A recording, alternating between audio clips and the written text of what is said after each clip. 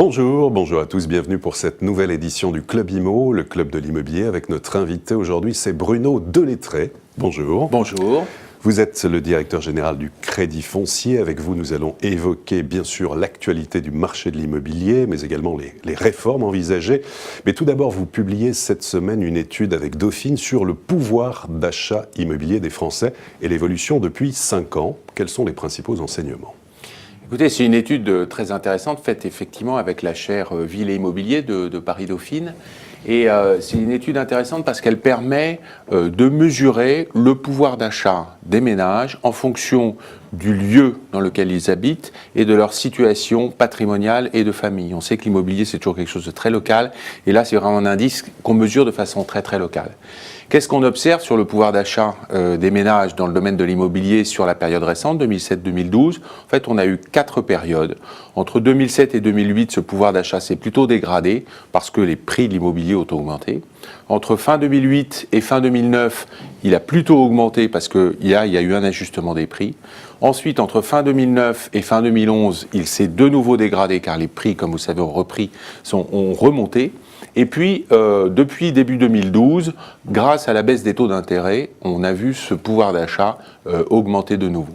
Donc, une évolution un petit peu en dents de scie avec des évolutions assez marquées.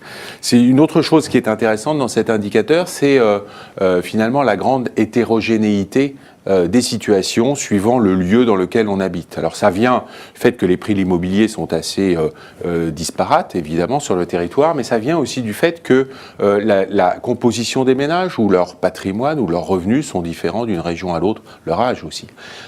Et donc on a une assez grande différenciation. Si on prend les chiffres à la fin de l'année 2012, par exemple, on peut dire que dans les grandes métropoles de province, on a à peu près 6 ménages sur 10 qui sont en état d'acquérir un bien immobilier qui correspond à leurs besoins.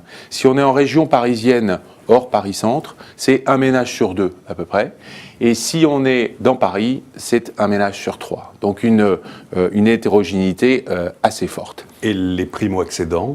Où sont-ils alors maintenant ? C'est intéressant, effectivement. Ce qu'on voit, c'est que, évidemment, c'est logique d'ailleurs, ceux qui ont déjà acquis un bien immobilier sont très largement favorisés par rapport à ceux qui n'ont pas acquis de bien immobilier. Si on regarde le pourcentage de ménages qui est en état d'acquérir un bien immobilier, entre les secondo-accédants et les primo-accédants, on a un écart de 1 à 3 en moyenne sur le territoire national, et à Paris, on a un écart de 1 à 7.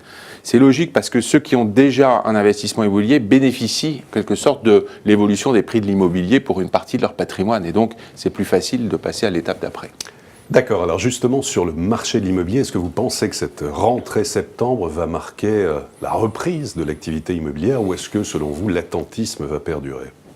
Alors, l'attentisme, effectivement, on l'a observé jusqu'à maintenant, c'est assez clair. On est dans un marché qui est attentiste, qui hésite. On l'a vu sur le nombre de transactions dans l'ancien, par exemple. Même si nous avons révisé un petit peu à la hausse le nombre de transactions qu'on prévoit pour l'année 2013. On prévoyait 570 000 transactions. On est plutôt aujourd'hui aux alentours de 630 000, mais ce qui serait quand même une réduction de 11% par rapport à 2012. Donc un marché en baisse. Donc un attentisme assez fort. Qu'est-ce qui va se passer ? Difficile à dire, évidemment. Je pense que on a eu une hésitation face à l'évolution des prix. On a vu des vendeurs qui finalement avaient du mal à passer le pas d'accepter une certaine forme de baisse des prix. On se pose la question de savoir si ces prix baissent vraiment ou vont baisser. On parle sur Paris d'une forme de stabilisation. Moi, je crois que je ne serais pas aussi optimiste. Je pense que si les prix ont donné le sentiment de se stabiliser, c'est aussi que ceux qui ont vendu sont ceux qui avaient le moins à abandonner sur le prix. Et quand on voit le nombre de transactions qui a baissé, on peut penser que l'ajustement sur les prix n'est pas terminé, au moins en région parisienne. Donc nous, on voit plutôt un début d'amélioration, mais ça reste timide. Ceci d'autant plus que les taux d'intérêt ont passé le point bas, ils ont bien remonté sur le mois d'août, les taux d'intérêt de marché, et donc les taux d'intérêt sur le marché, les prêts à l'immobilier vont aussi suivre cet ajustement. Des taux qui restent quand même attractifs, mais qui ne suffisent pas, pour l'instant, à relancer le marché. Non, de toute façon, je pense que, on a bien vu, ils étaient extrêmement bas et ça n'a pas suffi à relancer le marché. C'est un élément contributif, le niveau des taux d'intérêt, bien évidemment, mais ça ne peut pas expliquer à eux seuls l'évolution du marché. Alors, pour fluidifier justement le marché, le gouvernement souhaite réguler les prix. Il y a le projet de loi Allure, l'accès au logement et l'urbanisme rénové. Parmi les mesures phares, il y a l'encadrement des loyers. Est-ce que pour vous, ça va dans le bon sens ? Alors, c'est une question difficile, parce que le logement est un marché qui est historiquement très, très réglementé déjà. Donc, est-ce que plus de réglementation dans l'encadrement des loyers va aller dans le bon sens ? Je dirais, on va voir d'abord ce que la sagesse du Parlement permettra de définir comme texte définitif, et puis ensuite l'application. C'est toujours très difficile de réguler les loyers, de réguler le marché par les prix. Donc je dirais une certaine forme de scepticisme, mais bon, on verra bien. En tout cas, ce qui est important, c'est que les signaux d'encouragement soient donnés, malgré un contexte budgétaire qui est ce qu'il est, et il est important pour l'économie française que le déficit budgétaire soit réduit. Donc l'État n'a pas énormément de moyens à consacrer à la politique du logement.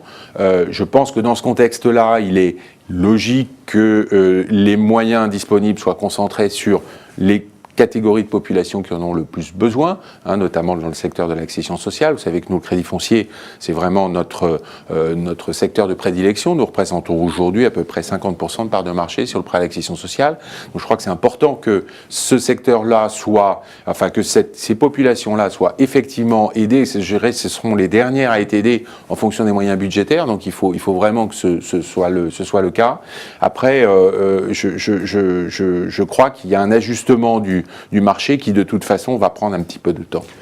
Et le même scepticisme concernant la GUL, la garantie universelle des loyers ? Eh bien, je crois que cette garantie universelle des loyers répond à une préoccupation qui est tout à fait légitime. Je crois qu'il est important que les locataires ne soient pas déresponsabilisés, et il est important également que le coût budgétaire de ce type de mesure soit maîtrisé pour les raisons qu'on indiquait à l'instant. Qu'attendez-vous prioritairement des politiques justement pour tenter de résoudre cette crise du logement ? Je crois que face à une crise de confiance, on a besoin d'un cadre qui inspire effectivement la confiance. Alors ça dépasse l'immobilier, c'est plus large, sur la situation économique. On peut espérer que les choses commencent à s'améliorer.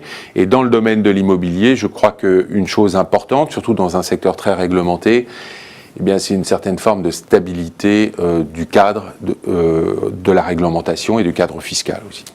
Bruno Delettré, merci beaucoup. Merci beaucoup. Et à très bientôt pour une prochaine édition du Club Imo, Explore Imo, Le Figaro.